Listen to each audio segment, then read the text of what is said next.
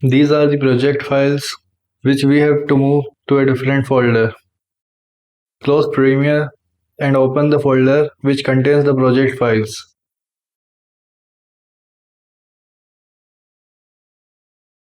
Move them to a new folder.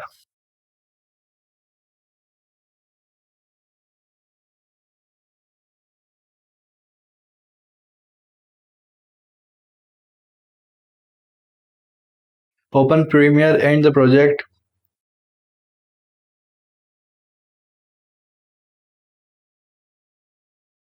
You will see this screen. Click on the Locate button and open the new folder. Click on the Search button and then click OK.